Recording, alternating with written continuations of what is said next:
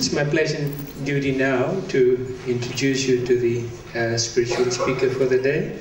Dr. Kamath is a scientist by profession and has a doctorate in entomology. I'm sure he wouldn't want me to tell you that. People from Fiji are very familiar with Dr. Kamath because of the valuable work he did in the field of agriculture in the recent time. Dr. Kamath has been a long-time devotee of Swami and was amongst the first to start Balvikas classes for children in Fiji, and many of them have come to Australia now and have offered their services in the different centres in Australia. He's a scholar in Sanskrit and is very knowledgeable in the Hindu scriptures, the texts like the Upanishads and the Bhagavad Gita. Here in Sydney he still conducts satsang and Bhagavad Gita classes at his residence, and still teaches mantras and prayers to children. Please welcome Dr. Kamath. My respectful thanks to the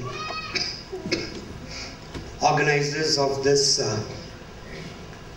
great day. We are all lucky. We are all fortunate and we are all blessed. 5,000 years ago, there were the Gopas and the Gopis who had the opportunity and who had the blessed companionship of the Purna Avatara, Lord Krishna.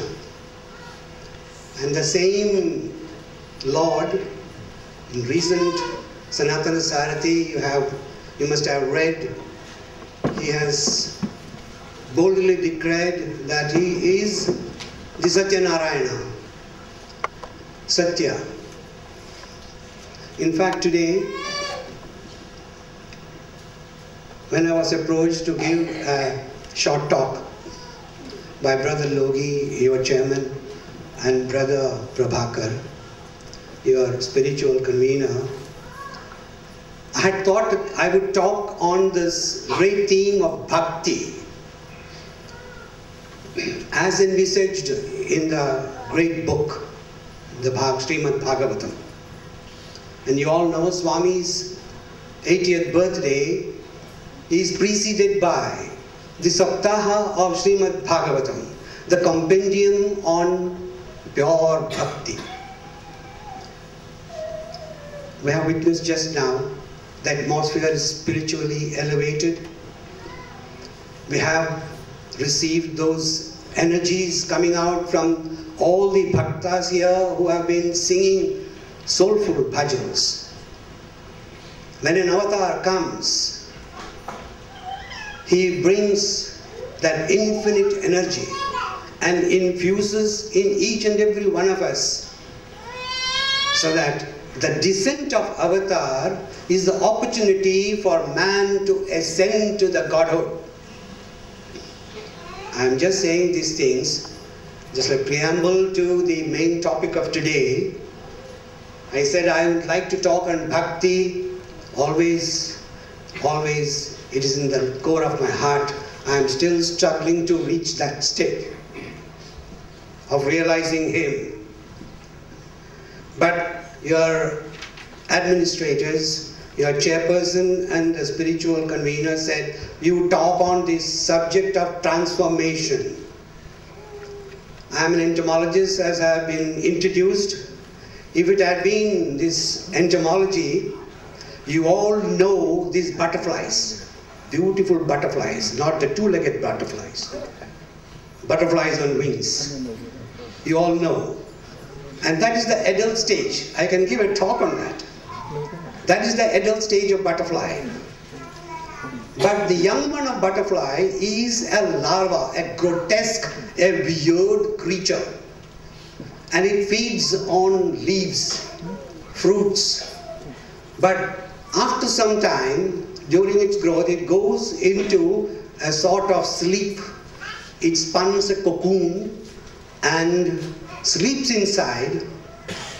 And after a few days, out comes a butterfly, a beautiful butterfly. Titli jisko bolte hain. And many of the children, they will run after to catch the butterfly. And the butterfly, it will not feed on the solids, it will feed on the nectar of the flowers. I emphasize the word nectar. Nectar is immortality. The butterflies they have done yeoman sort of maybe service to God. Though in their adult life they are freed, they feed on nectar. What about us? That is what is called in entomological parlance metamorphosis. That means transformation. And today that is the topic. In 1896, Swami Vivekananda, he was giving a lecture in England.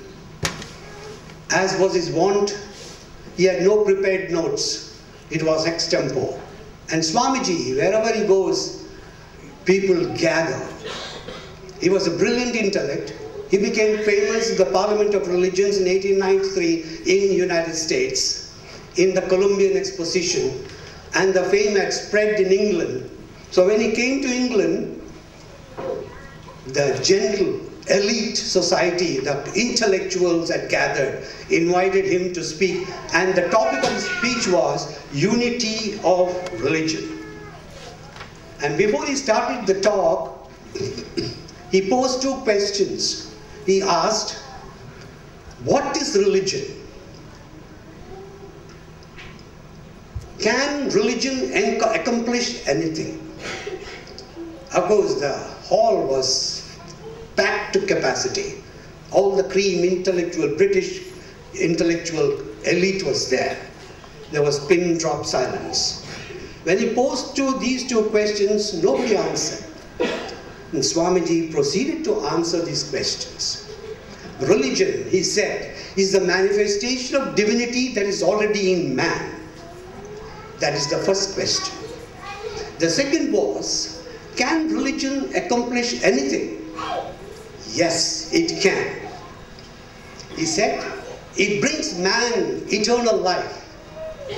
It has made man what he is, and will make the man, this human animal, a god. That is what religion does. Take religion from human society, when what remains is a forest full of brutes. That is what religion does. Sense happiness is not the goal of humanity. Wisdom, jnana, is the goal of life. We find that man enjoys his intellect more than an animal enjoys its senses. And we see that man enjoys the spiritual nature more than his rational nature. So the highest wisdom must be the spiritual knowledge, which is the knowledge and with that knowledge will come bliss. He said, he compacted the whole lecture in just few lines, beautiful lines, and always I tell the youths, the children, wherever I get an opportunity, to by heart these lines. And that is the summum bonum, or the gist of Bhagavad Gita. He said, each soul is potentially divine. There is something divine in us, the spark of the divine. Each soul is potentially divine. The goal is to manifest this divinity within, controlling nature, external and internal. Do this either by work, that is karma yoga, worship, bhakti yoga, or psychic control, dhyana yoga or raja yoga, or philosophy, jnana yoga. By one or more, or all of these, and be free. This is the whole of religion, and this is the gist of religion. Doctrines, or dogmas, or rituals, or books, or temples, or churches, or mosques, or forms are but secondary details. Just imagine, this is the whole in the nutshell, whole of Bhagavad Gita. There are 700 shlokas in the Bhagavad Gita. Swamiji, this brilliant intellect, compacted into these few verses. He says, I repeat, the great verse from Katha Upanishad. Yama, the great teacher, of Dharma, he tells a young boy, Nachiketa, 8 years old. He is a seeker after truth. He says, Esha sarveshu bhuteshu gudho atma na pragashate drishyate tvagriya buddhya sukshmaya sukshmadarshini. What beautiful. If you know the meaning of this, it is simply wonderful. We just chanted the Gayatri mantra 9 times. You can chant any number of times.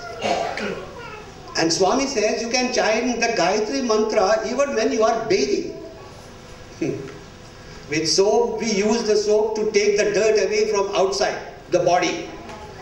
But with this Gayatri mantra, Om Bhurbhasva Tatsaviturvarenyam Bhargo Devasya Dhimahi Dhiyo Yona Prachodayat, you can chant. Why you don't laugh? Swami has said one of his early lectures. By chanting the Gayatri mantra, you are cleaning your insides. In fact, the name of Krishna, Karshadi Krishna, Krishna means jo kharochne wala hai.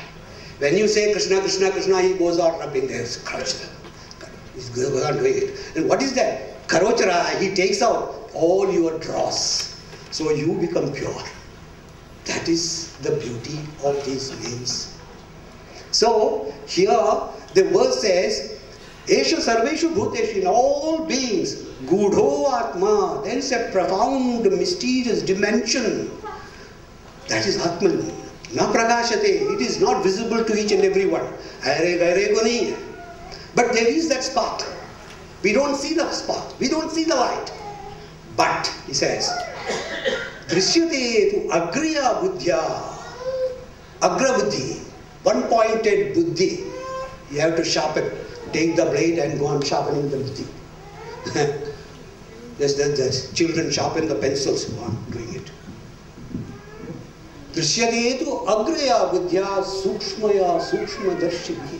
Once you get this agra buddhi, you will be at the same plane, not the gross plane, you will be the higher planes or the subtle planes.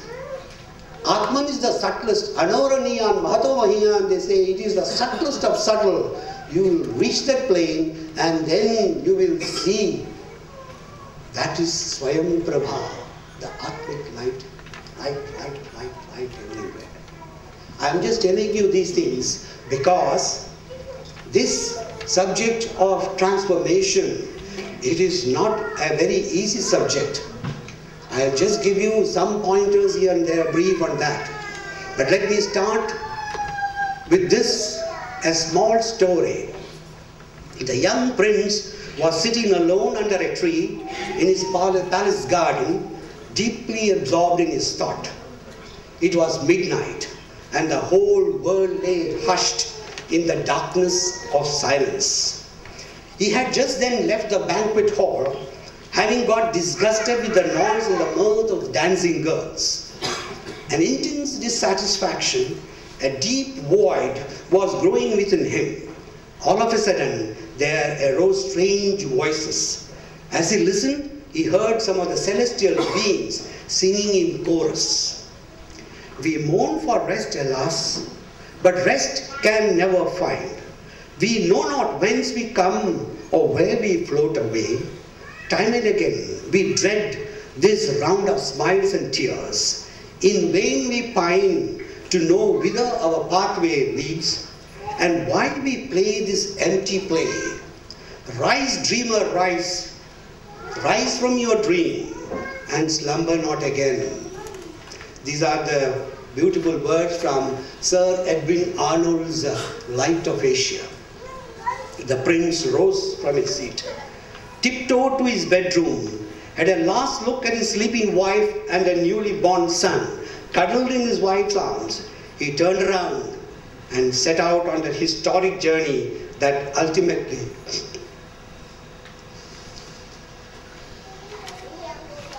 made him enlightened one. The prince was Siddhartha Gautama. We all chanted out, Buddham Sharanam Gacchami, Dhammam Sharanam Gacchami, Sangham Sharanam Gacchami. He became Buddha, the enlightened one. Siddhartha's resolve on his meditation seat This is very important. Under the Bodhi tree, on the eve of his enlightenment, he is vividly described in Lalita Vistara. He said, Ihasane sushitu me shariram tvak astim mamsam vilayam chayatu aprapya bodhim bahukalpa durlabham naivasanat kamayat chalishyate. Let my body wither away on this seat. Let the skin, bone and flesh get dissolved. Without getting the enlightenment difficult to achieve in many eons, never shall this body move from this seat. This is the true spirit of spiritual earnestness. And Gita calls it Vyavasayatmika Buddhi, one-pointed determination. Gautama gave up his kingdom, wife, child, esteem, position and everything else for seeking truth. Mahavira, a contemporary of Buddha, was a king before becoming a Jina or Jaina Tirthankara. Purandaradasa and Kanakadasa of the Dasa tradition were rich and powerful men before becoming God's servants. Tulsidas, a down-to-earth worldly man, becomes a great devotee of Lord Sri Rama. He is the author of Ramacharita Manasa, which is being sung by millions and millions of Hindus all over the world, be it in Fiji, be it in Barbados, be it in Suriname, be it in Mauritius or South Africa or even in India. It is equivalent to the Ramayana of Valmiki in Hindi. Nimaya Pandita, a scholar, a logician, a grammarian, turns into another great devotee of Lord Sri Krishna. He was the first person to set in motion the congregational chanting of Lord's name, Nama Sankirtana. He is none other than the famous Chaitanya Mahaprabhu of West Bengal. In our scriptures, we come across names of little children, boys like Aruni, Uddalaka, Shvetaketu, Satyakama, Nachiketa, Upakosala. They were all young boys, young children. They were the seekers after truth. Then there were women, Gargi, Vachaknavi, Maitri, Sulabha, Madavasa, Lopamutra, Sukanya, Savitri, to name a few. They were all discoverers of truth. They were the working class people too. For instance, Raikwa, the cart driver. He was just a cart driver. But the great King Jarashruti came and sat at his feet like a perfect disciple to get the knowledge of Atman. All these stand transformed as great sages in later life. Kings and emperors were no exception. Kings like Pravahana Jaivali, Ashwapati, Emperor Janaka were outstanding Rajarshis. They have left their footprints in the sands of time. Their experiences have been chronicled in that immortal literature, the Upanishads. All this shows that spiritual life or seeking the truth, you call it God, you call it Brahman or Atman or Satchitananda or Paramatman, whichever name you can affix to this, is not just for an elite few, but for everyone who is ardent and diligent. Mark these words. Who is an ardent devotee or a diligent devotee, who has got the tenacity, who has got the audacity to seek after truth. A deep yearning is necessary. The spiritual aim, the goal is to attain perfection in this very life, to realize the self, to realize the God, which is said, which Yama says, Budho Atma na pragashate. But that Atma has to come out, the Atma has to shed his light, and that is what we have to do. The great Shankaracharya has pointed out in the third verse of Vivek Chudamani, Durlabham Trayameva etat Devanugraha hetukam Manishatvam Mumukshutvam Mahapurusha Samshraya. Durlabham, it is rare indeed to get a human birth. Rarer still, the three things which are rare indeed are due to the grace of God. A human birth, a longing for liberation, and protecting care of a perfected person, that is the Guru. Human birth is a rare thing. The grace of the Guru is rarer. So also the desire to know God or to have a real longing for liberation. But I would like to add something more, which is very important for all of us. We must be very, very serious. Fortunately, we have this human birth, we are all human. We have Swami's grace. That's why we are singing bhajans, attending study circles, reading Sai literature or any spiritual literature, and doing community service. But the glaring question is, are we serious or longing to reach the supreme goal? With most of us, the spiritual buck stops midway. In the beginning, we show great interest, enthusiasm, but later spiritual practice becomes mechanical. There lies the great danger. Our minds are restless and always outgoing. Naturally, we find it hard to maintain the original fervor as years roll on. That should never happen. Sometimes I feel that dryness comes. Swami, I have done all. See, this is where we go wrong. We feel Bhagwan ke ghar der hai, andhera nahi hai. I have been doing this, I have been doing that. This body, this mind also thought so many times. I thought I will just give up. I just don't want to do anything. I am not getting anything. I am not moving anything. There is nothing manifesting. Oh Lord, why is this? You have to practically cry. A stage comes, you have to practically cry. Who cries for God? Ramakrishna is saying. People cry jug full of tears for wife, children, anything that in the worldly life. But who cries for God? The moment you cry for God, you will see Him right in face to face, you can see. But is it happening? So, this is where we have to, this glaring question is, we have to be serious and longing to reach the goal supreme. With most of us, I do not know. With me, it has been just the reverse. Naturally, we find it hard to maintain original fervor as years roll on. That should never happen. One of the poems of William Wordsworth has a very significant title, This World is Too Much With Us. That is the title of William Wordsworth's poem. If the world is too much with us, then it will be difficult to reach the goal supreme. If the world is too much with us, naturally one becomes an extrovert and will end his or her precious life in phantom pleasures of life. So, there is a difference between ordinary people and genuine seekers or aspirants. Another thing, we should never be slack in the spiritual efforts. Mark these words. Spiritual life is really a life of dedication to the highest. It is a life of consecration and of sacrifice. It's a life of one-pointedness. For this certain amount of divine discontent, there should be some longing. Buddha had that void in him. He wanted to see what is truth. He wanted to know God. That longing he had. And he just left the whole palace, the whole life of which is sensate. He just left everything, all the pleasures, and sought that truth. Here also, a certain divine discontent is necessary, and you cannot serve God and Mammon at the same time, Jesus Christ says. Na prajaya, na dhanena, tyagene amritatva manashu. Not by progeny, nor by wealth. Only through renunciation alone, immortality is gained. Hence, spiritual life, genuine spiritual life is meant for a chosen few. It is not meant for masses. But we are so lucky when a big steamer comes, as Sri Ramakrishna says, one or two people can cross the river on a log. One or two people. But when a big steamer comes, a big passenger ocean liner, just like Queen Elizabeth II, comes, thousands and thousands are carted away on the other shore.